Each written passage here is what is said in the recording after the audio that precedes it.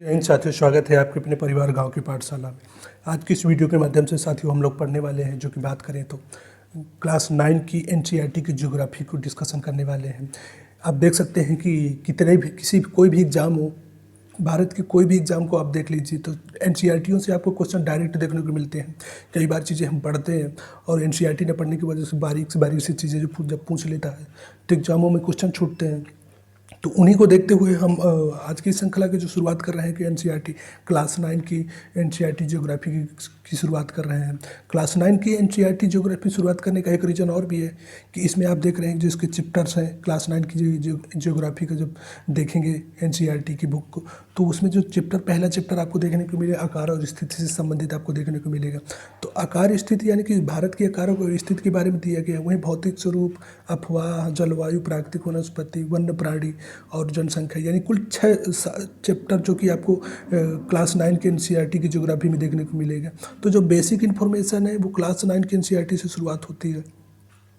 तो इसी वजह से इसका शुरू करने का एक रीज़न ये भी था कि सबसे पहले हमें वहाँ से बेसिक इन्फॉर्मेशन मिल जाए कि भारत का आकार कैसा है, भारत की स्थिति कितनी अक्षांशीय में है, भारत के कौन कौन से पड़ोसी देश हैं, साथ ही साथ जो कि भारत की समुद्री सीमा, तो जहाँ से बहुत सारे एग्जाम क्वेश्चन आपको देखने को मिलते हैं। तो इसी वजह से इस क्लास 9 की एनसीईआरटी की शुरुआत की गई है।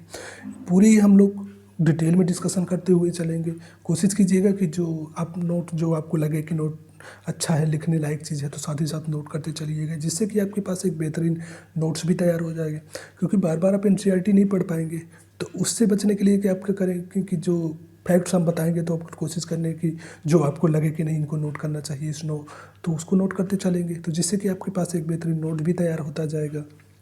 तो अब हम लोग शुरुआत करते हैं आज के इस वीडियो के माध्यम से, जो कि आपको देखने को मिल रहा है कि क्लास 9 एनसीईआरटी ज्योग्राफी की पहला ही चैप्टर आपको देखने को मिल रहा है आकार और स्थिति से संबंधित है।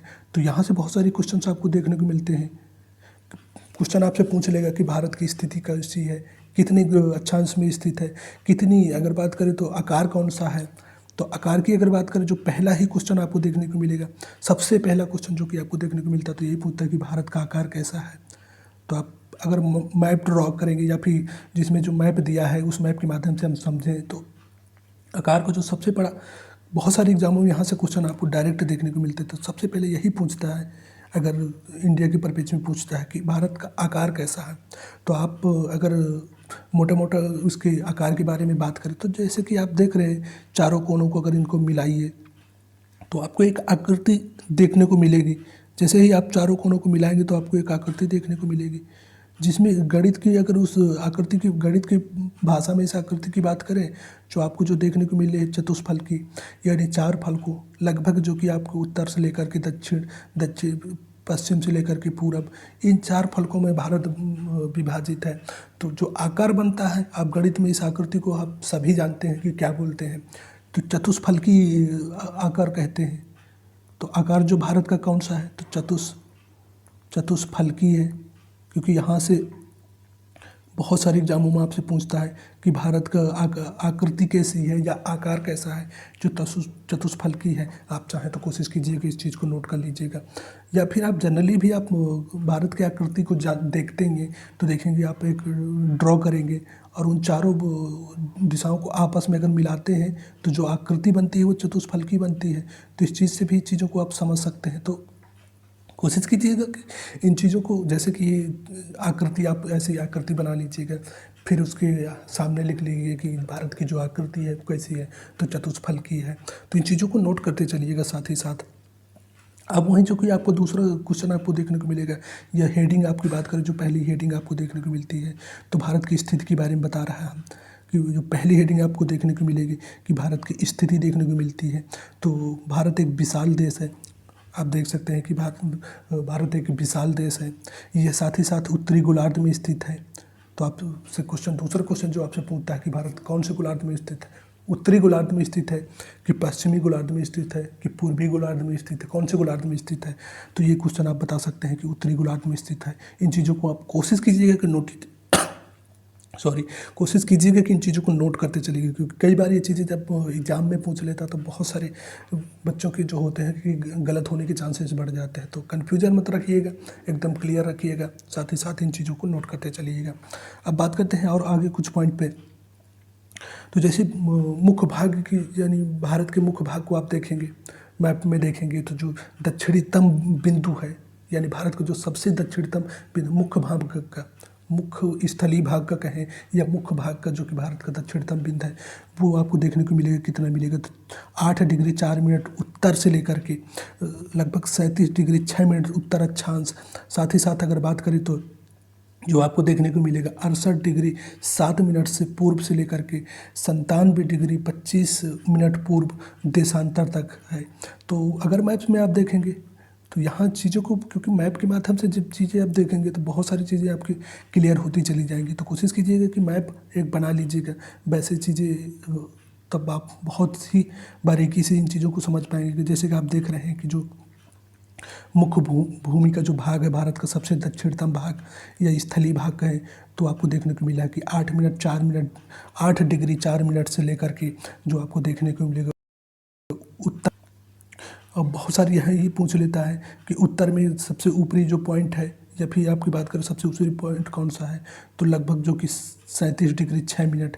यहाँ से अगर पॉइंट की बात करें तो इंदिरा कॉल हो जाता है। सबसे भारत का उत्तरीतम बिंदु या कहें सबसे ऊपरी बिंदु कौन सा है, तो इंदिरा पॉइंट। आप चाहें तो इन चीज़ों को भी नोट कर लीजिएगा, इंदिरा पॉइंट हो जाएगा। कितना है? तो 37 डिग्री 6 मिनट है। भारत का मैप ड्रॉ कीजिएगा। जो भारत का स्थलीय दक्षिणतम बिंदु है 8 डिग्री 4 मिनट। ऊपर जाइएगा तो 37 डिग्री 6 मिनट। कौन सा पॉइंट है? तो इंदिरा कॉल है। जो आप इन चीज़ों को, इंदिरा कॉल है, तो आप इस चीज़ को लिख लीजिएगा। इंदिरा कॉल है। कौन सा है? तो इंदिरा कॉल लिखिएगा। इंदिरा पॉइंट जो कि भारत का सबसे दक्षिणतम बिंदु है, वो अंडमान निकोबार में पाया जाता है। तो इन चीज़ों को कोशिश कीजिएगा कि नोट कर लीजिएगा। तो उत्तरी बिंदु जो कौन सा है, तो भारत का जो कि इंदिरा कॉल है। कई बार कन्फ्यूजन क्रिएट होगा कि इंदिरा कॉल ऊपर है कि इंदिरा पॉइंट ऊपर है। तो उससे बचने के लिए आप याद कर सकते हैं, एक दिमाग में चीज़ डाल सकते हैं कि आप जो ऊपर होगा, ये आपसे जो बड़ा होगा, जो आपसे ऊपर होगा, तो आप उसको क्या करेंगे? फ़ोन लगाएंगे, या बात करें तो उसको कॉल करेंगे। तो उससे बात करने के लिए आप क्या करेंगे? कॉल करेंगे। तो कॉल किससे करेंगे? अपने बड़े से या अपने ऊपर वाले से। तो इस चीज़ से भी थोड़ा सा आप दिमाग में एक चीज़ डाल लीजिएगा, तो इस चीज़ से आप जो कन्फ्यूजन क्रिएट होता है कि इंदिरा कॉल है कि इंदिरा पॉइंट है, तो इस चीज़ से आप बच सकते हैं। अब हम बात करते हैं कि जैसे दक्षिणतम बिंदु, भारत का जो दक्षिणतम बिंदु है, यानी कि मुख्य भूमि का दक्षिणतम बिंदु, ये कौन सा स्थान है? तो आप देखते हो कन्याकुमारी। कन्याकुमारी में कौन सा स्थान आपको देखने को मिलेगा? तो कन्याकुमारी में आप देखेंगे कि केप कोमोरिन, जो कि मुख्य भूमि का, केप कमोरिन जो कि मुख्य भूमि का सबसे दक्षिणतम बिंदु है। तो इस चीज़ को भी आप चाहे तो नोट कर लीजिएगा कि कन्याकुमारी में जो कि आपको देखने को मिलेगा केप कोमोरिन भारत का सबसे दक्षिणतम बिंदु है, जो कि यहाँ पे पाया जाता है। तो इस चीज़ को भी आप कोशिश कीजिएगा कि नोट करते चलिए जाके, जिससे कि जब आपसे पूछे तब यहाँ से कन्फ्यूजन बहुत सारे एग्जामों में आपको बनेंगे। तो कोशिश करते चलिएगा कि इन चीज़ों को नोट करिएगा। किस राज्य में स्थित है? तो तमिलनाडु राज्य में स्थित है। अब बात करते हैं हम जैसे कि भारत के सबसे दक्षिणतम बिंदु। तो सबसे दक्षिणतम बिंदु जो आपको देखने को मिलेगी 6 डिग्री 45 मिनट। इसको किस नाम से जानते हैं? तो इंदिरा पॉइंट। ऊपर जो आपको देखने को मिला था तो इंदिरा कॉल था। तो अब जो नीचे सबसे दक्षिणतम बिंदु है तो वो कौन सा है? तो इंदिरा पॉइंट है। ऊपर इंदिरा कॉल है। तो अगर आपसे पूछ ले यहाँ से क्वेश्चन जो आपको देखने को मिलेगा, तो सबसे पहले पूछता है कि मुख्य भूमि का, तो मुख्य भूमि का दक्षिणतम बिंदु 8 डिग्री 4 मिनट कौन सा है? तो केप कोमोरिन है। अगर आपसे पूछ लिए कि भारत का सबसे दक्षिणतम बिंदु कौन सा है, तो आप देखेंगे कि इंदिरा पॉइंट है। कितने डिग्री है? तो 6 डिग्री 45 मिनट तक है। वहीं आप देखेंगे 2004 में जो सुनामी आई थी, तो ये भाग जो कि भारत का जलमग्न हो गया है। अभी आगे इन चीज़ों को आप पढ़ेंगे। हम इस चीज़ से इसलिए इन चीज़ों को डिस्कशन करते रहें ताकि आप इन चीज़ों को समझ पाएँ। आगे जब आप पढ़ते जाएंगे, धीरे धीरे एक एक चीज़ देखते जाएंगे, तो सारी चीज़ क्लियर होती जाएंगी। अब बात करते हैं हम लोग कुछ यहाँ से फैक्ट जो कि आपको एग्जामों में देखने को मिलेंगे। तो ये पूछता है कि भारत का जो सबसे पश्चिमी बिंदु कौन सा है? पश्चिमतम बिंदु, यानी भारत का जो सबसे पश्चिम बिंदु कौन सा है? क्योंकि आकृति और अगर बात करें तो इसकी स्थिति के बारे में हम लोग पढ़ रहे हैं, तो इनको एक एक चीज़ पढ़ लीजिए। जब ये चीज़ें आप पढ़ लेंगे तो बहुत सारे कन्फ्यूजन आपको यहाँ से क्लियर होते चलेंगे। तो जो आपको इस पश्चिमी स्थिति आपको देखने को मिलेगी, तो 68 डिग्री 60 मिनट से लेकर के आप देखेंगे कि जो पूर्वी बिंदु है जो कि बलांगू या किबिथु आपको देखने को मिलेगा, तो कितना है, तो 97 डिग्री 25 मिनट है। यानी अरुणाचल प्रदेश में किबिथु जो आपको एक स्थान पड़ता है, या कई बार आपको बलांगू पूछता है, तो इन चीज़ों को आप कोशिश कीजिए, नोट कर लीजिए कहाँ पे पड़ता है। तो अरुणाचल प्रदेश में सबसे अगर पूर्वी बिंदु तो किबिथु कहे या बलांगू कहे, कहाँ पड़ता है, तो आंध्र प्रदेश में कितने डिग्री पे है, तो 97 डिग्री 25 मिनट। अब आपसे जो दूसरा क्वेश्चन पूछता है, अगर यहाँ पश्चिम बिंदु पूछ ले तो पश्चिम आपको सरचिप जो कि कच्छ में पड़ता है, इस चीज़ को भी आप चाहें तो नोट कर सकते हैं। ये सारी चीज़ें पूछता है। उत्तरतम बिंदु कौन सा है, दक्षिण बिंदु कौन सा है, यानी दक्षिणी स्थल कौन सा है, कितने डिग्री में पड़ता है, पूर्वी स्थान कौन सा है, सबसे पूर्वी स्थान कौन सा है, किबिथु बलांगू है, सबसे पश्चिमी स्थान कौन सा है, तो सरचिप है, कितने डिग्री पर, 68 डिग्री 60 मिनट पर है, किस राज्य में स्थित है, तो गुजरात राज्य में स्थित है। ये चीज़ें पूछता है आपसे। अब जो पूछेगा आपसे तो वो पूछता है कि जो आपको देखने को पूर्व से पश्चिम के बीच में कितने डिग्री का अंतर है, कितने डिग्री का अंतर है, तो 30 डिग्री के लगभग, जो कि 30 डिग्री का अंतर है। वहीं इससे क्वेश्चन ये पूछता है कि इसकी वजह से क्या होता है कि यहाँ के 2 घंटे पीछे है, यानी कि अगर अरुणाचल प्रदेश में सुबह 5 बजे होगी तो जो गुजरात में सुबह होती है वो 7 बजे होती है। इस चीज़ को भी आप नोट कर लीजिएगा। यहाँ से भी क्वेश्चन कई बार पूछता है कि अरुणाचल प्रदेश और गुजरात के बीच में कितने डिग्री का अंतर है, तो 30 डिग्री का अंतर है। समय में कितना अंतर है, तो 2 घंटे का समय में अंतर है। तो कोशिश कीजिएगा इन चीज़ों को नोट कर लीजिएगा। अब हम लोग फिर आते हैं वही अपनी पेज पर एनसीईआरटी का, और देखते हैं कि जो यहाँ से संबंधित और क्या फैक्ट आपको देखने को मिल रहे हैं। तो एक एक चीज़ें हम लोग बहुत ही बारीकी से लेकर चलेंगे, तो जिससे कि हमारी सारी चीज़ें क्लियर होती चलेंगी। तो हमने देखा कि जैसे कि भारत की जो स्थिति थे उत्तरी गोलार्ध में है। बात करें कि जो उत्तर से यानी दक्षिणी बिंदु जो है 8 डिग्री 4 मिनट उत्तर से लेकर के 37 डिग्री 6 मिनट उत्तरी अक्षांश तक विस्तार है। देशांतरी विस्तार की बात करें तो 68 डिग्री 60 पूर्व से लेकर के 97 डिग्री 25 पूर्व देशांतर तक विस्तार है। वहीं भारत के आप मध्य से देखेंगे कि भारत के मध्य से जो कर्क रेखा गुजरती है, तो यही आपसे पूछता लेता है कि कर्क रेखा कितनी राज्यों से होकर गुजरती है। तो इन चीज़ों को फिर हम वहीं चलते हैं। तो जब कई बार आप देखेंगे इन चीज़ों को बारीकी से, तो एक ही बार में हम कोशिश करते हैं कि इससे संबंधित जितने भी फैक्ट हैं उनको हम लोग पढ़ लेते हैं।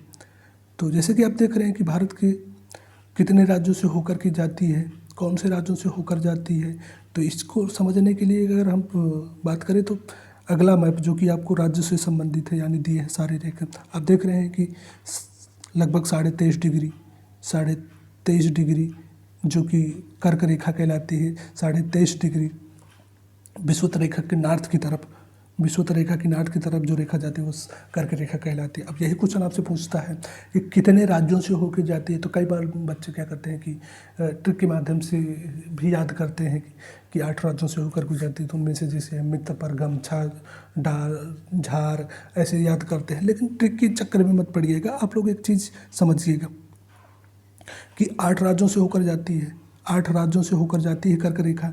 भारत के परिप्रेक्ष्य में आप इस चीज़ को हम डिटेल में डिस्कशन कर रहे हैं कि 8 राज्यों से होकर जाती है। तो कौन कौन से राज्य हैं जो आपको पहला राज्य देखने को मिल रहा है, तो गुजरात, दूसरा राजस्थान, तीसरा आपको मध्य प्रदेश मिलेगा, चौथा जो कि आपको छत्तीसगढ़ मिलेगा, पाँचवा जो आपको मिलेगा झारखंड, छठवां जो मिलेगा पश्चिम बंगाल, सातवां की बात करें तो आपको त्रिपुरा राज्य देखने को मिल रहा होगा, फिर मिजोरम। अब कई बार कन्फ्यूजन होता है कि इनको याद कैसे करें, क्योंकि हम बेसिक से बेसिक चीज़ें लेकर चल रहे हैं। तो उससे बचने के लिए यही चीज़ें हैं कि जब बेसिक चीज़ें लेकर हैं तो हम यही समझ रहे हैं कि आप लोग एकदम बेसिक से पढ़ाना चाह रहे हैं, या फिर अगर बात करें कि आपको कुछ भी ज्योग्राफी में मालूम नहीं है और हम एकदम बेसिक से लेकर चल रहे हैं। तो जब ऐसे आप सोच के रखेंगे तभी चीज़ें आपको बहुत चीज़ें समझ में आएंगी, बहुत सारी चीज़ें सीखने को मिलेंगी। तो बात करते हैं कि कर्क रेखा में स्थित जो भारतीय राज्य उनको याद कैसे करें, ट्रिक के माध्यम से याद करें कि वैसे ही याद कर लें जिससे हमें लंबे समय तक याद रहे। तो आप कुछ मत कीजिएगा, सारे एक बार देख लीजिएगा कि जो गुजरात, राजस्थान, मध्य प्रदेश, छत्तीसगढ़, झारखंड, साथ ही पश्चिम बंगाल, त्रिपुरा, मिजोरम इन राज्यों से होकर जाती है। अब याद कैसे करें, तो कोशिश कीजिएगा याद करने के लिए दो दो का जोड़ा बना लीजिएगा। तो गुजरात और राजस्थान, गुजरात, राजस्थान, मध्य प्रदेश, छत्तीसगढ़ इनका जो जोड़ा बना लीजिए, झारखंड, पश्चिम बंगाल इनका जोड़ बना, त्रिपुरा और मिजोरम इनका जोड़ा बना लीजिए। अब इनको 102 बार याद कीजिएगा कि गुजरात, राजस्थान, मध्य प्रदेश, छत्तीसगढ़, झारखंड, पश्चिम बंगाल, त्रिपुरा, मिजोरम। जब 102 बार इन चीज़ों को याद करेंगे तो आपको हमेशा के लिए चीज़ें याद हो जाएंगी और लंबे समय तक याद रहेंगी। तो कोशिश कीजिएगा कि ऐसे आप याद कर लीजिए, 102 बार याद करिएगा। कई बार आप बच्चे ये भी यूज करते हैं कि मित्र पर गमछा झार, ऐसे ट्रिक भी जो हैं इससे संबंधित है, तो आप इसको चाहे तो वहाँ से भी इस चीज़ को नोट कर सकते हैं। तो आप लिख लीजिएगा, कर्क रेखा लिखिएगा। कर्क रेखा कितनी डिग्री पर है, तो 23.5 डिग्री, 23.5 डिग्री पर है। भारत के कितने राज्यों से जाती है, तो 8 राज्यों से जाती है। आप चाहें तो लिख सकते हैं कि पहला कौन सा है, तो गुजरात है। दूसरा आपको देखने को मिलेगा राजस्थान है, राजस्थान। तीसरा मध्य प्रदेश, छत्तीसगढ़, झारखंड, पश्चिम बंगाल, त्रिपुरा और मिजोरम इन राज्यों से होकर जाती है। तो इस चीज़ को आप नोट कर लीजिएगा। अब कर्क रेखाओं से संबंधित कुछ और जो कि आपको एक्स्ट्रा फैक्ट कहें या बात करें जहाँ से क्वेश्चन आप देखने को मिल सकते हैं, तो यही भी चीज़ पूछता है कि कर्क रेखा कितने देशों से होकर गुजरती है। तो हमारा मकसद यही है कि हम सारी चीज़ों को बारीकी से पढ़ते जाएं, साथ ही साथ उससे संबंधित जो फैक्ट आते जाएं उन चीज़ों को भी हम देखते जाएं। तो आप चाहें तो अगर लिखना चाहें कि कर्क रेखा कितने देशों से होकर गुजरती है तो आप लिख सकते हैं। तो 17 देशों से गुजरती है। कई बार आपको 18 देश भी देखने को मिलेंगे। तो 17 देशों की गुजरती है कि 18 देश है, तो जो मानक है एनसीईआरटी मानती है वो 17 देशों को मानती है। तो इस चीज़ों को आप यहीं पर नोट कर लीजिए कौन कौन से देश हैं। तो आप लिखना चाहें तो हम बोले दे रहे हैं, आप लिख सकते हैं, क्योंकि ये भी पूछता है। आप स्टेट पीसीएस में बैठेंगे या फिर एसआई वगैरह के एग्जामों में बैठेंगे, सीडीएस एनटीए जो पूछता है तो ये पूछता है, ऐसे क्वेश्चन पूछता है कि विषुवत रेखा में कितने देश स्थित हैं, कर्क रेखा में कितने देश स्थित है। हालांकि ये चीज़ें आपको वर्ल्ड ज्योग्राफी में पढ़ने को मिलेंगी, लेकिन हमारा मकसद क्या है कि हम सारी चीज़ों को एक ही साथ लेकर चलें। जैसे कि कर्क रेखा है, तो कर्क रेखा भारत के परिपेक्ष में 8 राज्यों से होकर गुजरती है। कर्क रेखा जो 23.5 डिग्री उत्तरी अक्षांश रेखा, उसको कर्क रेखा कहते हैं, 8 राज्यों से होकर गुजरती है भारत की। अब जबकि कर्क रेखा भारत से होकर गुजरती है तो जाहिर सी बात है ये चीज़ पूछेगा, ये चीज़ पूछ सकता है, ये यहाँ से क्वेश्चन बन सकते हैं। तो कोशिश यही करते हैं हम लोग कि यहीं पर लिख लेते हैं, तो जिससे कि जब यहाँ से क्वेश्चन बने तो हम उनको एकदम पकड़ पाएँ। तो आप कोशिश करते हैं, चलते लिखते हैं।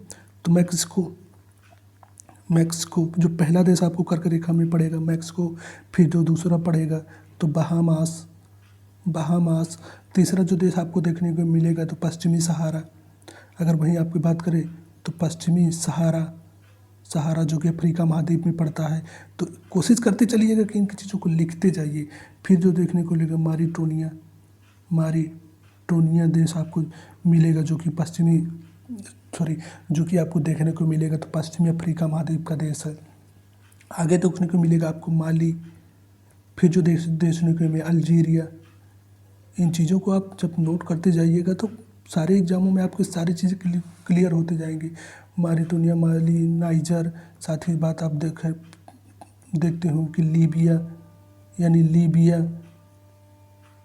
लीबिया और बात करें तो आप इनको लिख लीजिए पहले कि मैक्सिको, बहामास, पश्चिमी सहारा, मारिटोनिया, माली, अल्जीरिया, नाइजर और लीबिया ये देश हो गए। तो लगभग जो कितने हो गए 1 2 3 4 5 6 7 8 देश जो आपको देखने को मिलते हैं। अब वहीं बात करते हैं हम लोग कुछ और देश में। अगर बात करें तो अल्बानिया यहाँ से भी आपको कर्क रेखा होकर गुजरती है। सऊदी अरब अगर बात करें तो यूएई यानी यूनाइटेड स्टेट अमीरात, साथ ही साथ आपको देखने को मिलेगी जो कि ओमान। और कौन से देशों की होकर जाती है तो भारत। और कौन से होकर देशों की जाती है तो बांग्लादेश। इन चीज़ों को आप कोशिश करिए कि नोट करते चलिए। म्यांमार, वहीं बात करें तो ताइवान और जो कि आपको देखने को मिलेगा चीन, इन देशों से होकर गुजरती है। तो आप इन चीज़ों को नोट कर लीजिएगा कि मैक्सिको, बहामास, मॉरिटानिया, पश्चिम सहारा, अल्जीरिया, माली, नाइजर, लीबिया, अल्बानिया, इजिप्ट, मिस्र जो आपको रह गया है, मिस्र, इन देशों से मिस्र हो गया, सऊदी अरब हो गया, ओमान हो गया, यूएई हो गया, भारत, बांग्लादेश, म्यांमार और ताइवान तथा चीन, इन देशों से होकर गुजरती है। तो आप इन चीज़ों को भी एक जगह नोट कर लीजिए क्योंकि ये क्वेश्चन आपको देखने को मिलेंगे एग्जामों में। अब हम लोग बात करते हैं कुछ, फिर आते हैं वहीं पर अपने टॉपिक पर, क्योंकि हमारा मेन मकसद है कि सारी चीज़ें, बारीक चीज़ें हैं वो लेकर चलो। एक बार पढ़ो लेकिन हमेशा के लिए पढ़ लो। बार बार चीज़ें आपको रिवाइज करने की ना, बस सिर्फ रिवाइज करते जाइए, बार बार चीज़ें आप उन चीज़ों को देखना ना पड़े। तो एक ही बार पढ़ो, लेकिन इस तरह से पढ़ो कि जब उससे संबंधित जितने भी कॉन्सेप्ट हैं आसपास के, और क्या क्या पूछ सकता है। जैसे कर्क रेखा है तो कर्क रेखा भारत के परिपेक्ष में 8 राज्यों से जाती है। तो कर्क रेखा जो भारत आती है तो उससे पहले और कोई किन देशों से होकर जाती है। तो जो देश हमने बताया कि 17 देशों से होकर मैक्सिको, बहामास, मॉरिटानिया, पश्चिम सहारा, अल्बानिया, अल्जीरिया, माली, नाइजर, लीबिया, साथ ही साथ इजिप्ट, सऊदी अरब, ओमान, यूएई, और बात करें भारत, बांग्लादेश, म्यांमार, साथ ही साथ ताइवान, चीन, इन देशों से होकर गुजरती है। तो ये चीज़ भी आपको याद हो जाएंगी। हालांकि ये चीज़ें अभी आगे आएंगी, हम जब आपको वर्ल्ड जियोग्राफी पढ़ाएंगे तो वर्ल्ड जियोग्राफी में चीज़ें आएंगी, लेकिन हमारा मेन मकसद है एक ही जैसे चीज़ों को इकट्ठा करना, ताकि जब एग्ज़ाम को हम लोग करें तो कम समय में ज़्यादा चीज़ें हम रिवाइज कर सकें।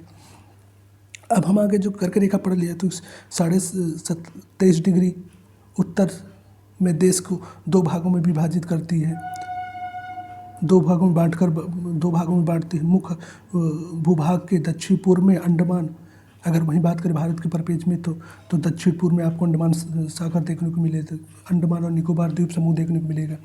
समूह पश्चिम वहीं आपको देखने को मिले पूर्व में बंगाल की खाड़ी तथा दक्षिण पश्चिम में लक्षद्वीप आपको देखने को मिलेगा। अरब सागर स्थित है। अपनी एटलस, अगर बात करें जैसे कि आप देख रहे हैं, आप देखेंगे कि जैसे कि मैप, फिर चलते हैं हम लोग मैप में, क्योंकि मैप के माध्यम से चीज़ें जब समझेंगे हम लोग तो बहुत सारी चीज़ें हमारी एकदम क्लियर होती चली जाएंगी।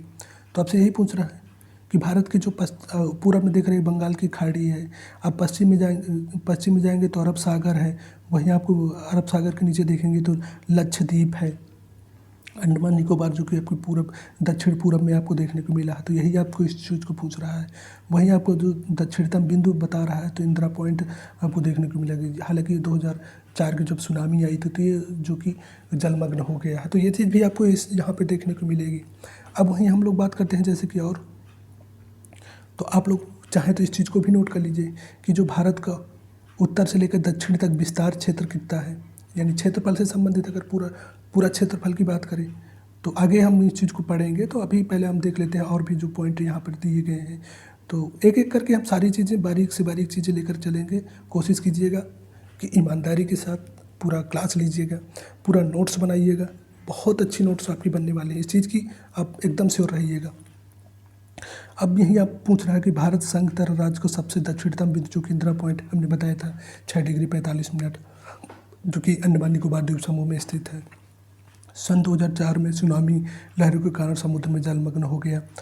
अब वहीं आपसे फिर आकार के बारे में आकर बात कर रहे हैं तो पूछ रहा है कि भारत के भूभाग का कुल क्षेत्रफल जो कि आपको देखने को मिलेगा कितना है, तो 32.8 लाख वर्ग किलोमीटर है।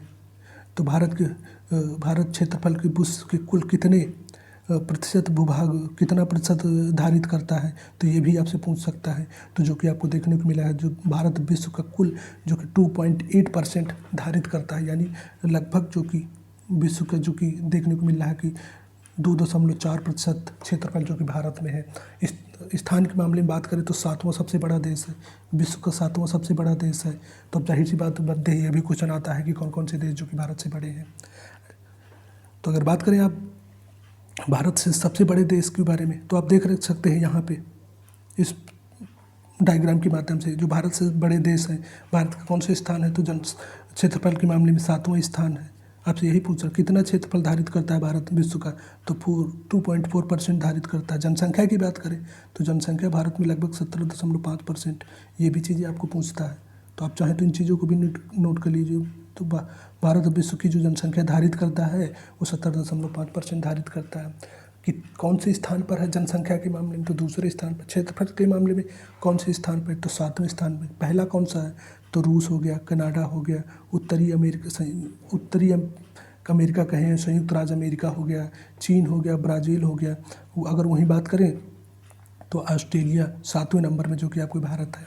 तो इस चीज़ को भी नोट कर लीजिएगा कि क्षेत्रफल भारत का जो कि आपको देखने को मिल रहा है तो कितना है, तो 32.8 लाख, या आप टोटल आप लिखना चाहें तो लिख सकते हैं कि 32,87,263 वर्ग किलोमीटर जो कि भारत का क्षेत्रफल देखने को मिलेगा। तो आप इस चीज़ को भी नोट कर सकते हैं कि टोटल जो एरिया कितना है, तो 32,87,263 वर्ग किलोमीटर कौन से स्थान था, तो 7वां। विश्व का कितना क्षेत्रफल धारित करता है, तो 2.4%।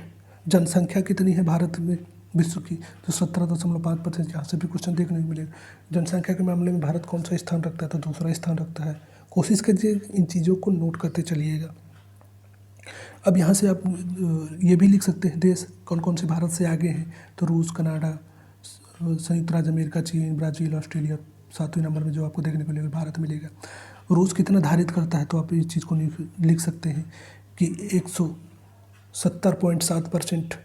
वही बात करें 97.7, 98.7। तो ये चीज़ें भी आपको एग्जामों में पूछे कितना क्षेत्र धारित करता है, तो इन चीज़ों को कोशिश कीजिएगा, नोट करते चलिएगा। आपके पास एक बेहतरीन नोट्स आ जाएगी, साथ ही साथ आपको बहुत सारी चीज़ें जो कि समझने में आएंगी। अब वही बात करते हैं जो भारत का भौगोलिक क्षेत्रफल का 2.4% धारित करता है। भारत विश्व का 7वां सबसे बड़ा देश है। अब आता है आपसे पूछता है कि भारत की स्थल सीमा रेखा कितनी है, तो जो इस भारत की स्थल सीमा रेखा जो आपको देखने को मिलेगी तो कितनी मिलती है, तो 15,200 किलोमीटर है। यानी स्थलीय टोटल जो कि आपको देखने को मिलेगी, टोटल लक्षद्वीप, समुद्री तट, अंडमान निकोबार सभी को मिला लिया जाए तो आपको देखने को मिलेगी तो कितनी मिलेगी, तो वो जो देखने को मिलेगी तो आपको देखने को मिलेगी लगभग जो कि कितनी, तो 15,200 किलोमीटर। यानी इसमें से भारत का मुख्य भाग का क्षेत्रफल, साथ ही साथ अंडमान और लक्षद्वीप, इन सभी को सम्मिलित करके कितना है, तो 15,200 किलोमीटर। इस चीज़ को भी लिख लीजिएगा। अगर वही बात करें समुद्र तटीय अंडमान निकोबार द्वीप समूह तथा लक्षद्वीप समूह के साथ भारत का जो क्षेत्रफल है वो कितना है, तो लगभग जो कि 7,516.6 किलोमीटर। ये भी चीज़ पूछता है कि मुख्य भाग का जो क्षेत्रफल कितना है, तो अंडमान निकोबार द्वीप समूह को लेकर के कितना है, तो 7,516.6 किलोमीटर है। अब बात से आपसे पूछता है कि भारत के उत्तर पश्चिम तथा पूर्व पश्चिम नवीनतम बलित पर्वत है, इसके कारण दूसरा भूभाग यानी कि जो भारत का दक्षिणतम भाग है वो सकरा है, और आपको देखने को मिलेगा कि जो भारत का ऊपरी भाग जो कि चौड़ा है। तो यहाँ से भी क्वेश्चन आपको देखने को मिलेगा। अब हम लोग क्या करते हैं, फिर मैप में चलते हैं, फिर मैप के माध्यम से कुछ चीज़ें समझते हैं, क्योंकि चीज़ें छोटी छोटी चीज़ें हैं, बारीकी से नहीं समझेंगे तो कई बार क्या होगा कि बहुत सारे कन्फ्यूजन क्रिएट होंगे। तो आप कोशिश करते चलिए कि अब हम बहुत सारे यहाँ पे फैक्ट बताने वाले हैं, तो अगर आप नोट कर पाएंगे तो नोट करते चलिएगा। तो जैसे कि आप देख रहे हैं कि पहले कि भारत का उत्तर से लेकर दक्षिण तक विस्तार क्षेत्र देख रहे हैं, तो आपसे यही पूछता है कि भारत का उत्तर से दक्षिण कितना विस्तार क्षेत्र है, तो आप यहाँ देख रहे हैं कि 33 से 14 किलोमीटर, यानी 33 से 14 किलोमीटर जो कि उत्तर से लेकर के यानी नॉर्थ से लेकर साउथ तक विस्तार कितना है, तो 33 से 14 किलोमीटर। अगर हम देखें पूरब पश्चिम से लेकर पूरब तक तो कितना है, तो 2933 किलोमीटर है। ये भी चीज़ें आपको एग्जाम में पूछता है, तो इन चीज़ों को भी कोशिश कीजिए कि नोट करते चलिएगा। अब आपसे जो बहुत सारे एग्जामों में पूछेगा, तो सबसे ज़्यादा पूछता है कि भारत से लगे हुए स्थलीय सीमा से साझा करने वाले कौन कौन से देश हैं। तो आप देख रहे हो कि जैसे आपको देख रहे हो कि कौन सा मिलता है, पहला जो चीन है, बांग्लादेश है, भूटान है, नेपाल है, पाकिस्तान है, म्यांमार है, और साथ ही साथ आपको श्रीलंका और मालदीव, ये कुछ देश हैं जो कि स्थलीय पूछे तो स्थलीय में सिर्फ कौन कौन से हैं, 7 देश हैं। कौन से, पाकिस्तान, चीन, नेपाल, भूटान, बांग्लादेश और म्यांमार है। अगर टोटल पूछ ले कि समुद्री साझा करने वाले, तो आपको देखने को मिलेंगे तो जो कि मालदीव, श्रीलंका ये देश मिलेंगे। तो आप स्थलीय से पूछता है, स्थलीय के कि भारत से स्थलीय सीमा साझा करने वाले कौन कौन से देश हैं। तो कई बार लड़के क्या करते हैं कि ट्रिक से भी याद करते हैं, तो ट्रिक स्थलीय सीमा साझा करने वाले, स्थलीय आप लिख सकते हैं इस चीज़ को, स्थलीय सीमा से लगने वाले देश, पड़ोसी देश कहें या देश कहें, तो ये भी चीज़ें आपसे एग्जाम में पूछता है। तो कई बार बच्चे जो लिखते हैं कि बचपन में BA किया, ऐसी चीज़ें आप कई बार पड़ते हैं। तो जैसे बात करें तो बांग्लादेश, ची से चीन हो गया, पा से पाकिस्तान, ने से नेपाल, में से म्यांमार हो गया, बात करें बी से भूटान हो गया, ए से जो कि आपका अफगानिस्तान हो गया, साथ ही साथ म्यांमार हो गया। तो ये क्वेश्चन भी आप चाहे तो लिख सकते हैं। अब इनको नोट करने का ही एक रीज़न है। तो आपसे ये पूछता है कि सब सर्वाधिक जो भारत किसके साथ सीमा साझा करता है, तो बांग्लादेश के साथ करता है। कितनी सीमा साझा करता है ये पूछता है आपसे। तो इस चीज़ को भी आप नोट कर सकते हैं, क्योंकि यहाँ से क्वेश्चन भी आपको देखने को मिलेगा। तब जब बहुत सारे एग्जामों में ऐसे क्वेश्चन आते हैं तो आप बहुत फंसेंगे। तो कितनी सीमा साथ, तो जो सर्वाधिक सीमा जो कि 4096 किलोमीटर किसके साथ, तो बांग्लादेश के साथ। दूसरा कौन है, तो चीन के साथ 3917 किलोमीटर आपको देखने को मिलेगा। सबसे कम की बात करें तो अब यहाँ पे आपको देखने को मिलेगा अफगानिस्तान, उसके साथ जो आप सीमा भारत साझा करता है तो 106 किलोमीटर की सीमा साझा करता है। तो ये ऐसे क्वेश्चन पूछते हैं कि भारत के पड़ोसी देश कौन कौन से, स्थलीय पड़ोसी देश कौन कौन से हैं। तो आप बांग्लादेश, चीन, पाकिस्तान, नेपाल, भूटान और साथ ही साथ म्यांमार है। 7 राज्य देश हैं जो कि भारत की स्थलीय सीमा साझा करते हैं। सबसे बड़ी सर्वाधिक सीमा किसकी है, तो बांग्लादेश के साथ साझा करते हैं। कितनी है, तो आप लिख सकते हैं 4096 किलोमीटर है। सबसे कम किसकी है, तो जो आपसे पूछता है तो 106 किलोमीटर अफगानिस्तान साझा करता है। दूसरा सर्वाधिक बड़ी सीमा किसकी है, तो चीन की है। कितनी है, तो आप इस चीज़ को लिख सकते हैं कि 3917 किलोमीटर चीन भारत के साथ सीमा साझा करता है। तो ये क्वेश्चन आपसे पूछता है, तो इन चीज़ों को भी आप कोशिश कीजिए कि नोट कर लीजिएगा। अब जो आपको क्वेश्चन देखने को मिलेगी यहाँ से, क्योंकि ये चीज़ें एक ही जगह लिखने का हमारा एक ही पर्पज़ ये है कि आप उन चीज़ों को, बहुत सारी चीज़ों को पकड़ पाइएगा। वहीं अब दूसरा क्वेश्चन पूछता है कि जलीय सीमा साझा करने वाले कौन कौन से देश हैं। जलीय सीमा साझा करने वाले देश, सीमा साझा करने वाले देश, क्योंकि एक बार इन चीज़ों को पढ़ लीजिए, इसके बाद हम NCERT 1 बाय 1 पेज पढ़ते जाएंगे, क्वेश्चन बनाएंगे तो आप इन सभी चीज़ों को पकड़ पाएंगे। तो जलीय सीमा जो साझा करते हैं तो मालदीव और श्रीलंका, ये 2 देश हैं जो भारत के साथ जलीय सीमा साझा करते हैं। अब जलीय सीमा साझा करने का क्वेश्चन क्या है, मतलब इससे मतलब क्या होता है, तो 12 नॉटिकल मील जो आपको देखने को मिलेगा, लगभग जो कि 22.22 किलोमीटर के एरिया में ये क्षेत्र आते हैं। तो इसकी वजह से ये जलीय सीमा साझा करते हैं भारत के, यानी समुद्री तट जो कि आपको देखने को मिलेगा कितना है, 12 नॉटिकल मील होता है। तो 12 नॉटिकल मील जो कि किसके बराबर होता है, तो 22.22 किलोमीटर के बराबर होता है। तो कौन कौन से देश इसमें आते हैं, तो जो कि आपको जलीय सीमा भारत से साझा कर रहे हैं, कौन कौन से, तो मालदीव हो गया, श्रीलंका हो गया। कहाँ कहाँ स्थित है, तो आप देख सकते हैं कि यहाँ पर आपको देखने को मिलेगा मालदीव, जो कि श्रीलंका आपको भली जलीय सीमा साझा करता है। तो वहीं आपसे ये पूछता है कि श्रीलंका और भारत के मध्य कौन सी जो कि आपको देखने को मिलती है, तो ये भी आपको पूछता है। तो मन्नार की खाड़ी कहें, मन्नार की खाड़ी जलीय सीमा पूछता है, कौन सी जल संधि जो कि भारत और सीमा को अलग करती है, भारत सीमा को जोड़ती है। या फिर कहें पाक जल डमरू मध्य, इन चीज़ों को हम अभी पढ़ेंगे, लेकिन हम एक ही चीज़, सारी चीज़ें एक जगह क्यों दे रहे हैं, ताकि आप इन चीज़ों को समझ पाएँ, एक जगह नोट कर पाएँ। यहाँ से क्वेश्चन आपको एग्जामों में देखने को मिलते हैं, तो कोशिश करते चलिएगा कि इन चीज़ों को नोट करते चलिएगा। अब आपसे पूछता है, जो नेक्स्ट क्वेश्चन आपसे पूछेगा एग्जामों में, तो ये पूछेगा कि समुद्री सीमा साझा करने वाले कितने देश हैं। समुद्री सीमा साझा करने वाले, तो समुद्री सीमा साझा करने वाले की अगर बात करें तो 2 देश तो ये जलीय सीमा साझा हो गए, 5 ये हो गए, तो टोटल 7 देश ये भी हैं। कौन कौन से हैं, तो आप अगर क्रम से लिखना चाहे तो मालदीव, श्रीलंका, और बात करें तो बांग्लादेश, इसमें सिर्फ एक जो आपको देखने को मिलेगा थाईलैंड नहीं आ जाएगा, और इंडोनेशिया।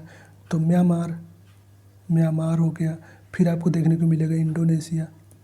इन चीज़ों को कोशिश कीजिएगा कि लिखते चलिएगा, क्योंकि जब यहाँ से क्वेश्चन आपको देखने को मिलेंगे तो बहुत सारे एग्जामों में आप फंसेंगे इन चीज़ों को।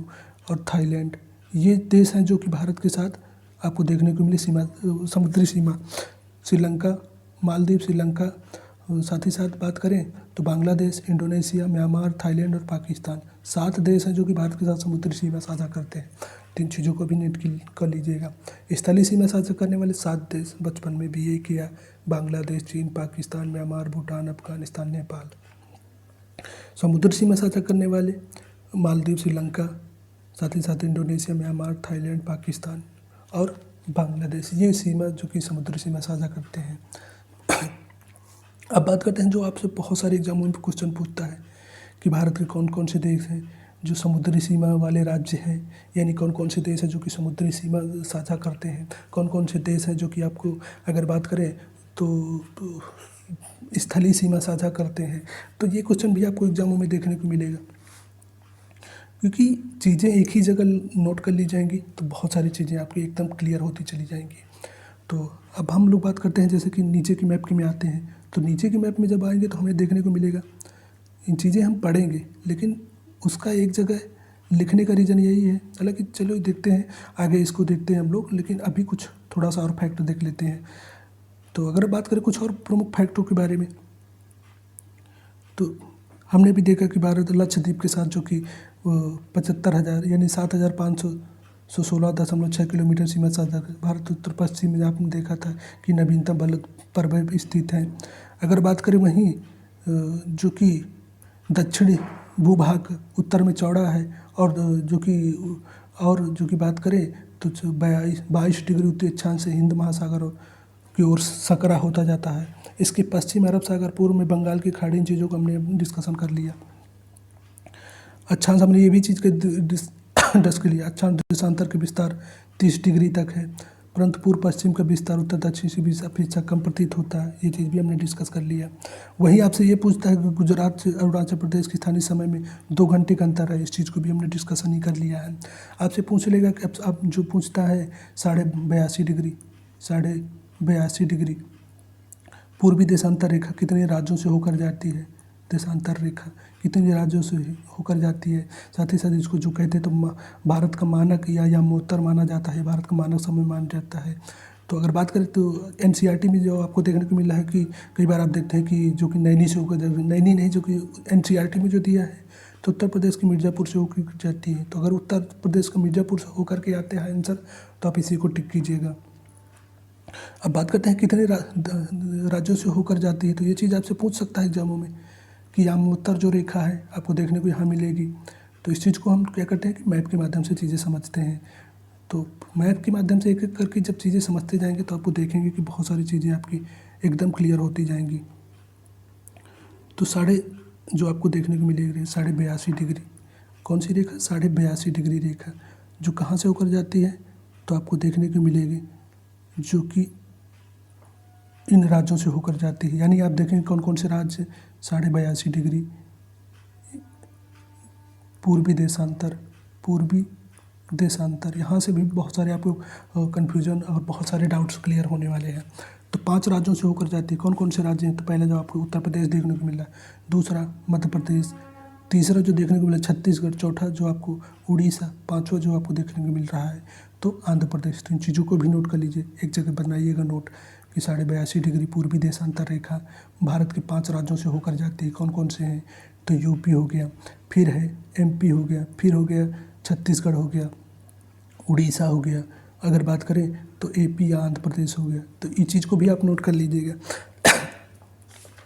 अब हम लोग कुछ और बात करते हैं, जैसे कि आप देखने को मिलेगा कि बहुत सारे एग्जामों में आपसे ये क्वेश्चन क्रिएट करता है या पूछता है कि कौन सी रेखा से मानक समय का निर्धारण होता है, कौन सी मानक रेखा की जो आपको बात करें तो तिथि का निर्धारण होता है। तो ये चीज़ें भी आपको वर्ल्ड ज्योग्राफी में मिलेंगी। हम यहाँ डिस्कशन इस वजह से कर रहे हैं ताकि जब ये चीज़ आप पढ़ लें एक बार तो जो यहाँ से आसपास की चीज़ें हैं उनको भी कवर करते चले। तो आपको देखेंगे कि ग्लोब देखेंगे, अगर ग्लोब में देखेंगे तो कुछ रेखाएं ऐसी होती हैं जो पड़ी हुई होती हैं। आप देखेंगे कि कुछ रेखाएं ऐसी होंगी जो कि आपको पड़ी हुई देखने को मिलेगी, कुछ रेखाएं जो कि ऐसी हैं कि आपको देखेंगे कि यानी कि खड़ी हुई बात करें तो एक समझने के लिए हम इस चीज़ को बात कर रहे हैं। तो ऐसे भी आपको देखने को मिलेंगी। तो कोशिश कीजिएगा कि इन चीज़ों को नोट करते चली जाइएगा।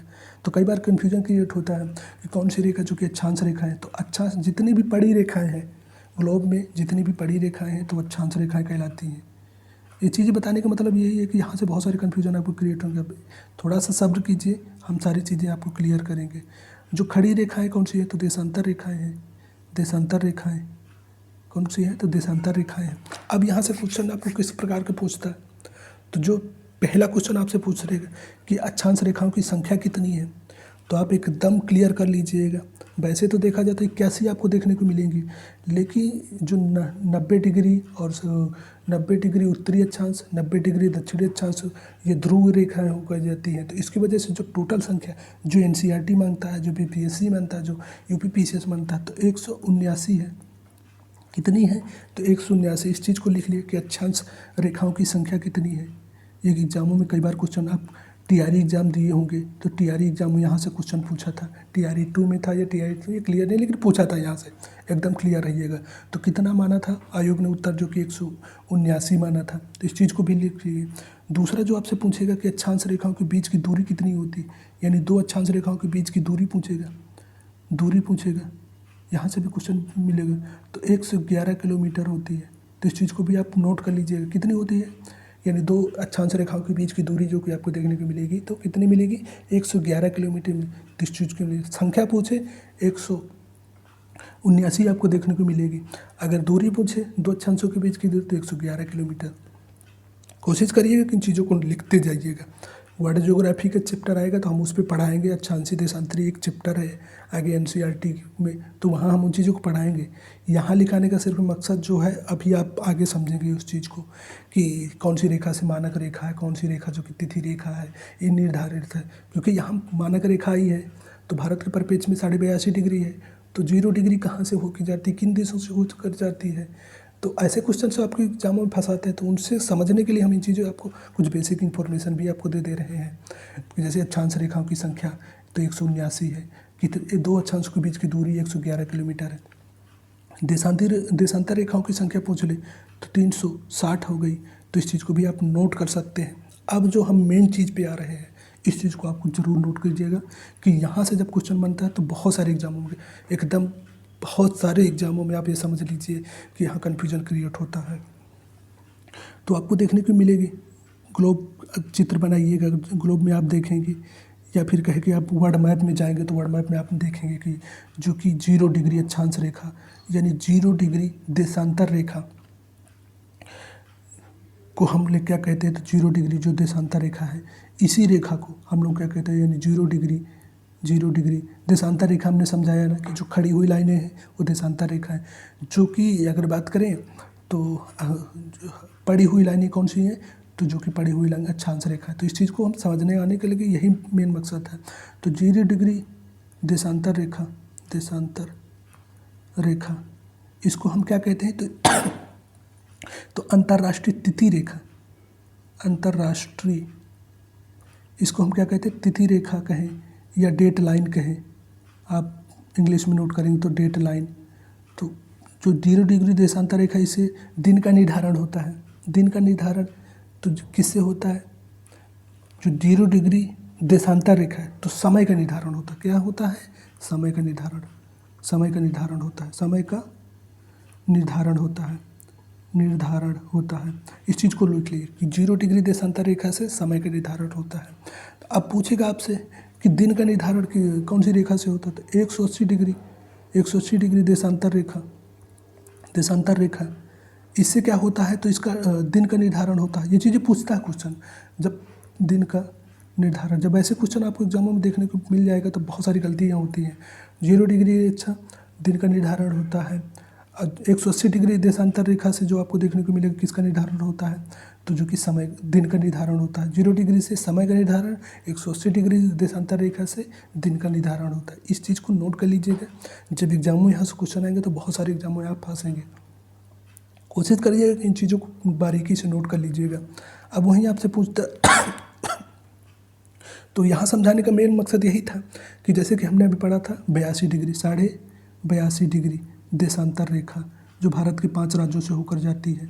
5 राज्यों से हमने बताया था कि यूपी, एमपी, छत्तीसगढ़, साथ ही साथ बात करें तो आपको उड़ीसा, और बात करें तो आपको एपी, आंध्र प्रदेश, इन राज्यों से होकर जाती है।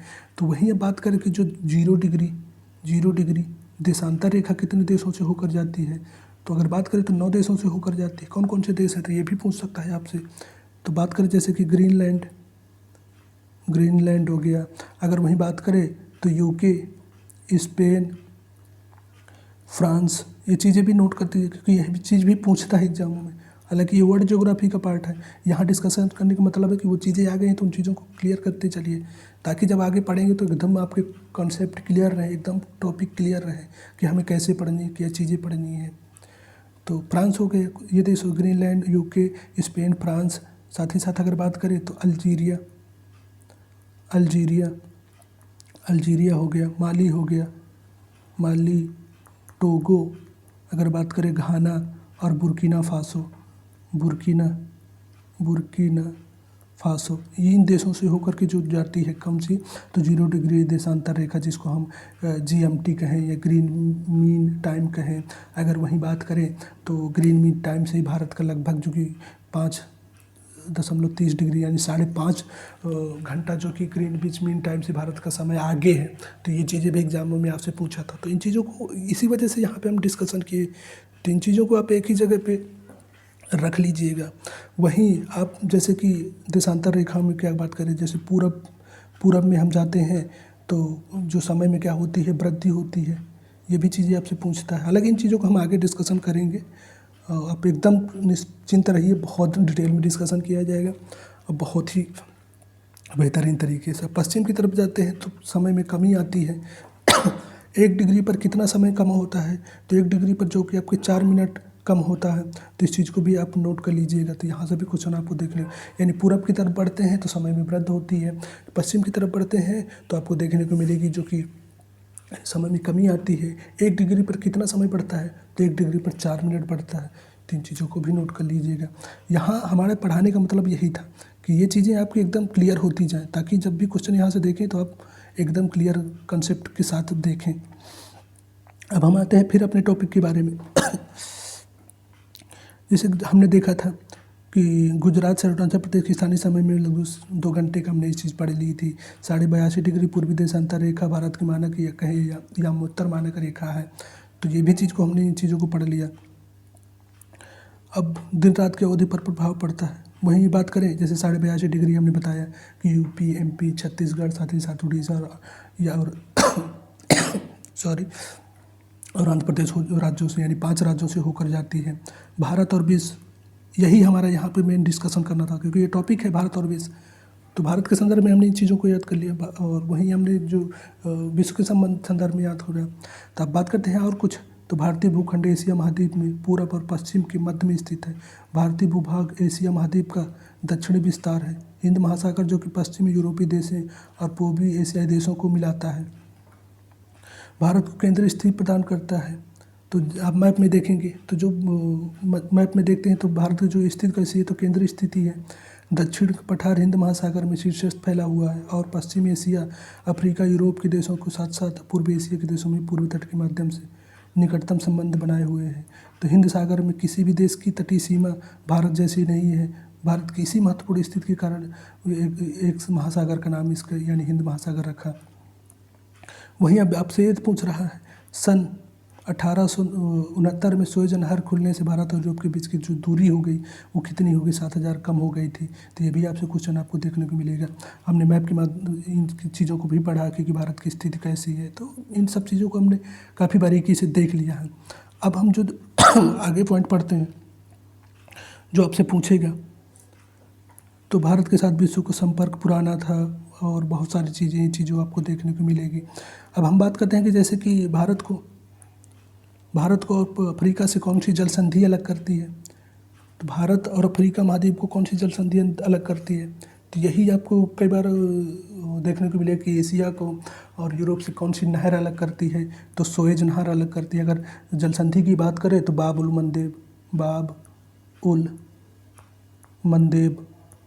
उल मंदेब जो कि भारत को किससे अलग करती है, तो भारत से आपको देखने को मिलेगा कि भारत को अफ्रीका महाद्वीप से अलग करती है, या फिर एशिया को अफ्रीका महाद्वीप से अलग है। तो यहाँ से भी क्वेश्चन आपको देखने को मिलेगा।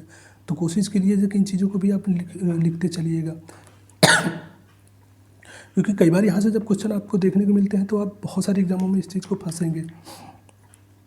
अब वहीं बात करते हैं हम लोग कुछ और प्रमुख पॉइंट के बारे में। तो भारत के पड़ोसी देश भी हमने बात कर लिया था कि कौन कौन से देश हैं, कौन कौन से देश जो स्थलीय सीमा साथ करते हैं। ये आप देख रहे हैं कि भारत के पड़ोसी देश हमने देखा कि 28 राज्य और 7 केंद्र शासित। तो ये चीज़ को आपको क्लियर के लिए 28 राज्य हैं लेकिन जो केंद्र शासित है वो 8 है। इन चीज़ों को आप क्लियर कर लीजिए कि 28 राज्य और 8 केंद्र शासित प्रदेश हैं। तो कौन कौन से जो कि स्थलीय सीमा साझा करते हैं, इन चीज़ों को भी हमने पढ़ा। पश्चिमी और पूर्वी तटों पर केंद्र शासित क्षेत्रों की संख्या ज्ञात कीजिए। क्षेत्रफल के आधार पर सबसे छोटा और सबसे बड़ा राज्य कौन सा है, तो यही आपसे पूछता है। और सीमा कौन कौन से राज्य साझा करते हैं, तो बहुत सारी चीज़ें हैं जो हमने इन चीज़ों को पढ़ लिए। अब हम बात करते हैं कुछ और प्रमुख बिंदुओं के बारे में। आप देख सकते हैं कि भारत के 28 राज्य हैं और 8 केंद्र शासित प्रदेश हैं, तो इस चीज़ को भी आप देख सकते हैं। तो बहुत सारे जो देश हैं आपको बहुत देखने को मिले। यहाँ पे देखने को मिले दक्षिण में 2 हमारे पड़ोसी देश हैं। कौन कौन से हैं, तो श्रीलंका और मालदीव हैं। भारत श्रीलंका के बीच में जो कि छोटा रास्ता है, समुद्री पाक जल संधि, साथ ही मन्नार की खाड़ी से स्थित है। मालदीव और लक्षद्वीप दक्षिण में स्थित है। अपने पड़ोसियों के भारत के भौगोलिक संबंध बहुत अच्छे रहे हैं। ये चीज़ें यहाँ बता रहा, तो आपसे पूछ रहा है कि 2 पड़ोसी द्वीप समूह कौन कौन से, तो श्रीलंका मालदीव हैं। ये चीज़ें आपसे पूछ सकता है। समुद्री रास्ता, पतला रास्ता, तो पाक जल संधि का है या मन्नार की खाड़ी है। यहाँ से भी आपको क्वेश्चन देखने को मिल सकते हैं। अगर हम बात करें वहीं कुछ और प्रमुख के बारे में, क्योंकि चीज़ें जब एक बार में सारी चीज़ें हम क्लियर कर लेंगे तो बहुत सारी चीज़ें हमारे क्लियर होती जाएंगी। तो हम कोशिश करते हैं कि जैसे कि अब यहाँ पूछता है कि कौन कौन से देश हैं जो समुद्र तटीय सीमा साझा करते हैं भारत के राज्य, तो समुद्री तटीय, इन चीज़ों को आप नोट कर लीजिए। तटीय सीमा साझा करने वाले राज्यों की बात करें, सीमा साझा करने वाले राज्य, तो कुल 9 राज्य हैं, जिसमें आप देखेंगे कि जो कि सॉरी पश्चिमी तट हैं, जो कि 5 राज्य हैं। पश्चिम तट में देखें तो 5 राज्य हैं। कौन कौन से हैं, तो आप लिख सकते हैं कि गुजरात हो गया, साथ ही साथ महाराष्ट्र हो गया। जो अब तीसरा देखने को मिलेगा गोवा हो जाएगा। चौथा जो देखने को मिलेगा राज्य, तो कर्नाटक। फिर 5वां जो देखने को मिलेगा केरल। यानी पश्चिम तटीय सीमा साझा करने वाले कौन कौन से हैं, तो आप देखेंगे कि गुजरात हो गया, महाराष्ट्र हो गया, गोवा, कर्नाटक और केरल, ये राज्य हो गए। वहीं आपसे पूछता है, जो आगे पूछेगा, तो जो कि आपको देखने को पूर्वी सीमा साझा करने वाले पूर्वी तटीय समुद्री तटीय राज्यों में स्थित कौन कौन से राज्य हैं, तो आपको बताएंगे कि तमिलनाडु हो गया, आंध्र प्रदेश हो गया, उड़ीसा और पश्चिम बंगाल। यानी 4 राज्य जो कि पूर्वी तटीय स्थित है, 5 राज्य जो कि पश्चिम में। टोटल समुद्री तटीय राज्य कितने हैं, 9 है। कौन कौन से हैं, पश्चिम में 5 राज्य कौन कौन से हैं, तो आपको देखने के लिए गुजरात, महाराष्ट्र, केरल, कर्नाटक और गोवा है। पूर्वी तटीय राज्य कौन कौन से हैं, तो ये क्वेश्चन आपको देखने को मिलते हैं। आप देख सकते हैं यहाँ तो गुजरात हो गया, महाराष्ट्र हो गया, गोवा, कर्नाटक, केरल, तमिलनाडु, आंध्र प्रदेश और उड़ीसा और बंगाल, ये देश हैं कि जो कि समुद्र तटीय राज्य है। तो यहाँ से क्वेश्चन भी आपको देखने को मिलेगा। तो इन चीज़ों को भी कोशिश कीजिए कि एक ही जगह नोट कर लीजिएगा। अब हमसे यहाँ से फैक्ट और पूछेगा कि सर्वाधिक सबसे बड़ी समुद्री सीमा किस राज्य की है। सर्वाधिक बड़ी समुद्री सीमा किस राज्य की है, तो आपको देखने को मिलेगा गुजरात है। तो अब गुजरात नहीं पूछता, अब जो पूछता है कि दूसरी सबसे बड़ी सीमा किसकी है, समुद्री सीमा, तो आपको देखने को मिलेगा आंध्र प्रदेश की है। तो आप इस चीज़ को नोट कर लीजिए। पहले में गुजरात राज्य है, दूसरे नंबर पर आंध्र प्रदेश राज्य है। तो इन चीज़ों कोशिश कीजिए कि नोट कर लीजिएगा। अब वही बात करें, जैसे कि हम सीमा के बारे में हम बात करते हैं। समुद्र सीमा वाले राज्य हो गए कि 9 राज्य हो गए, पश्चिम में 5 राज्य, पूरब में 4 राज्य। तो सबसे बड़ी सीमा गुजरात की, दूसरी सबसे बड़ी सीमा आंध्र प्रदेश राज्य की। कुल स्थलीय भाग की बात करें तो स्थलीय जो कि आपको भारत को देखने को मिलेगा, कितना मिलेगा, तो 6100 किलोमीटर। ये भी चीज़ें आपको पूछता है, 106 किलोमीटर। स्थलीय प्लस अंडमान की बात करें, स्थलीय plus Andaman Nicobar plus Andaman plus Lakshadweep की बात करके तो कितना है, तो अभी हमने ये चीज़ों को पहले भी पढ़ा है कि 7516.6 किलोमीटर जो कि टोटल स्थलीय भाग है। स्थलीय भाग टोटल बात करें तो जो कि 7516.6 किलोमीटर है। टोटल भूभाग की बात करें तो आपको 15,200 किलोमीटर देखने को मिलेगा। तो इन चीज़ों को भी कोशिश कीजिए कि नोट करते चलिएगा। सारी चीज़ें एक ही जगह एक ही पेज में हो जाएंगी तो बहुत सारी चीज़ें आपका रिवीजन होता जाएगा। तो इससे क्या होगा कि आप जब भी एग्जाम में बैठेंगे तो हर चीज़ आपको आपके पास एक ही जगह होगी। अब वहीं अगर कुछ और फैक्ट की बात करें तो भारत के समग्र क्षेत्र जो कि आपको देखने को मिलता है कितना है, तो 32,87,263 किलोमीटर है। वर्ग किलोमीटर कहें या स्क्वायर किलोमीटर कहें, तो ये है। अगर वो इसमें पूछता कि कितने प्रतिशत भूभाग पर मैदान है, ये चीज़ें जब हम भौगोलिक पढ़ेंगे तो वहाँ पे आएंगी, लेकिन मेन हमारा मकसद ये है कि एक ही पेज में सारी चीज़ें हो जाए। तो उससे क्या होगा कि आप रिवीजन बहुत कम समय में ज़्यादा चीज़ों को कर पाएंगे। तो मैदान की बात करें तो 43% भूभाग पर है।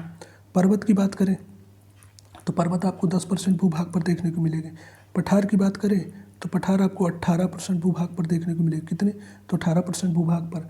अगर सॉरी, पठार जो आपको देखने को मिलेंगे 27% भूभाग पर, यहाँ करेक्ट कर लीजिएगा, 27% भूभाग पर। फिर इसके बात करें जो आपको देखने पहाड़ी जो आपको देखने को मिलेगी कितने परसेंट भूभाग पर, तो पहाड़ी जो 18% भूभाग पर।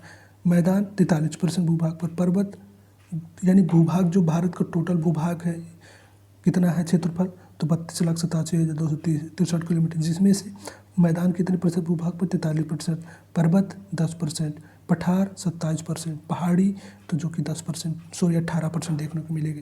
तो ये क्वेश्चन भी आपको एग्जामों में देखने को मिलता है। अब जो एक और क्वेश्चन पूछता है, क्योंकि हमारा एनसीईआरटी शुरू करने का एक मकसद ये भी था कि बेसिक इन्फॉर्मेशन जो कि भारत से संबंधित एग्जामों में क्वेश्चन पूछता है उनको आप एकदम कवर कर पाए।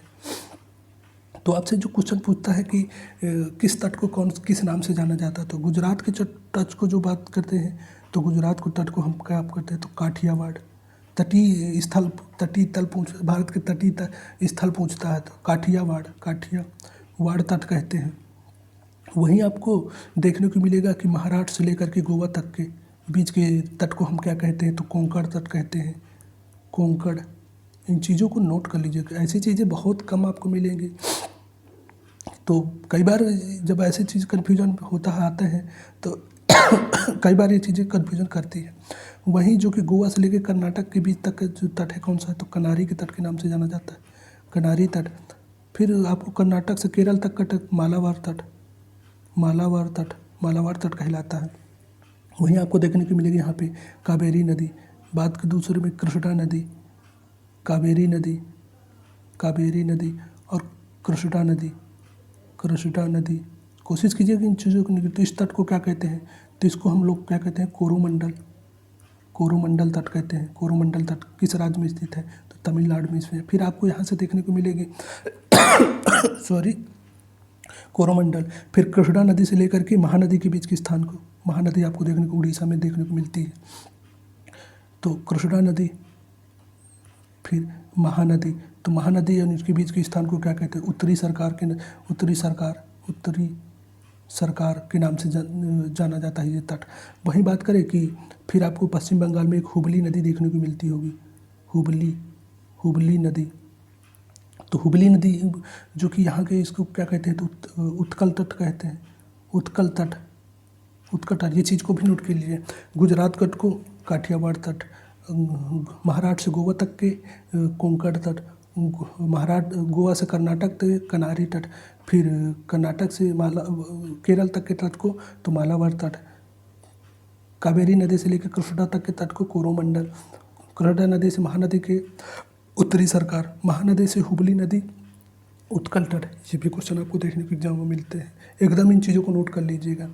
अब लगभग जो बेसिक इन्फॉर्मेशन है वो हम सभी चीज़ें पड़ोसी देश सारी चीज़ें जो कवर कर चुके हैं। कुछ क्वेश्चन के माध्यम से हम लोग देख लेते हैं कि जैसे क्वेश्चन आपको देखने को मिलेगा, कर्क रेखा किस राज्य से नहीं गुजरती है, तो हमने पढ़ा था कौन कौन राज्यों से होकर गुजरती है, तो हमने पढ़ा था कि गुजरात, राजस्थान, साथ ही साथ मध्य प्रदेश, फिर छत्तीसगढ़ और झारखंड, साथ ही साथ पश्चिम बंगाल, त्रिपुरा और मिजोरम, यानी 8 राज्यों से होकर गुजरती है। तो कौन राज्य से होकर नहीं गुजरती है, तो उड़ीसा से होकर नहीं गुजरती है। तो इस चीज़ को आप नोट कर लीजिएगा। भारत का पूर्वी देशांतर रेखा पूछ रहा है, तो पूर्वी देशांतर हमने बताया था कि 5 राज्यों से होकर गुजरती है। कौन से थे, 42.5 32 डिग्री, यानी पूर्वी देशांतर आपसे पूछ रहा है। तो पूर्वी देशांतर जो कि आपको देखने को मिलता है किबुथु आंध्र प्रदेश में, अरुणाचल प्रदेश में किबुथु कहें या बलांगू, जो कि आपको 97 डिग्री 25 मिनट पूर्वी देशांतर आपको देखने को मिलेगा। तो इस प्रश्न का सही उत्तर विकल्प नंबर 1 हो जाएगा। तो इन चीज़ों को कोशिश कीजिए नोट करते चलिएगा। उत्तराखंड, उत्तर प्रदेश, बिहार, पश्चिम बंगाल, सिक्किम की सीमाएँ किस देश को टच करती हैं, तो हमने ये चीज़ बताई थी आपको, कौन से देश को टच करती है, चीन को, नेपाल को या फिर भूटान को, तो कौन से देश को टच करती है। तो आप लोग कमेंट के माध्यम से इस चीज़ को बताइएगा। इन चीज़ों को हमने सभी को पढ़ा दिया था आपको। कोशिश कीजिए कि इन चीज़ों को आप बताते चलेंगे तो आपको बहुत अच्छा लगेगा और बहुत सारी चीज़ें सीखने को मिलेगी। ग्रीष्मावकाश में आप यदि करवती जाना चाहते हैं तो किस केंद्र शासित क्षेत्र में जाएंगे, तो इस चीज़ को आप बताइए। तो अब आप रुचि के हिसाब से आपसे पूछ रहा तो इन चीज़ों को आप बता सकते हैं। अब वही बात करें, ऐसे निवासी जिस देश की सीमा भारत के साथ साझा नहीं करते, तो किस देश की सीमा भारत के साथ, हमने देखा था पड़ोसी देश जो कि 7 देश स्थलीय सीमा साझा करते थे, जिनमें था बांग्लादेश, भूटान, साथ ही साथ नेपाल भी था। तो अगर कोई नहीं साझा करता तो ताजिकिस्तान नहीं साझा करता, तो इस प्रश्न का विकल्प नंबर सी हो जाएगा। तो कुछ ऐसे क्वेश्चन भी जो कि आपको यहाँ से क्लियर होते जाएंगे। तो मेन मकसद यही था कि ये चीज़ें आपको एकदम क्लियर होती जाए। तो आई होप कि यहाँ से संबंधित जितने भी महत्वपूर्ण फैक्ट हैं, जितने भी जो कि कई बार एग्जामों में देखने को मिलते हैं, तो सभी चीज़ें आपकी क्लियर होगी। तो आई होप कि ये चीज़ें आपको पसंद आई होंगी। यदि पसंद आई होंगी तो वीडियो को लाइक कीजिएगा, एक प्यारा सा कमेंट कीजिएगा। तो आज के वीडियो में फ़िलहाल इतना ही। मिलते हैं नेक्स्ट वीडियो में कुछ नई जानकारी के साथ, और इसका अगला चैप्टर जो कि हम लोग फिर काफ़ी डिटेल में डिस्कशन करेंगे। तो अगर यदि वीडियो पसंद आया है तो वीडियो को एक लाइक करके ज़रूर जाइएगा। Thank you all, thank you.